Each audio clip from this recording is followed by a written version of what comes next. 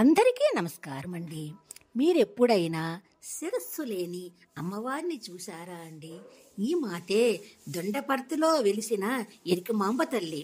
ఒకప్పుడు శిరస్సు ఎందుకు లేదంటే, కీకారణ్యంగా ఉండే ఇక్కడ దుండగుల అకృత్యాలు ఎక్కువవుతుంటే మాత గ్రామ సంచార క్రమములో దుండగుల చేత తల ఖండింపబడి అక్కడే విగ్రహం అయిపోయి తానే ప్రభుత్వం దృష్టికి తీసుకువెళ్ళి అధికారుల దృష్టికి తీసుకువెళ్ళి వాళ్ళ చేత మందిరం కట్టించుకున్నారు.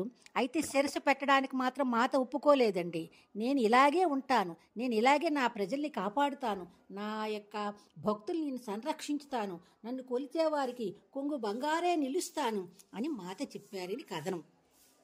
ఈ మాతకి శిరస్సు మాత్రం ఉండదండి, సర్వాలంకార శోభితంగా ఉంటుంది. ప్రతి బుధవారం కూడా విపరీతమైన జలాభిషేకం జరుగుతుందండి.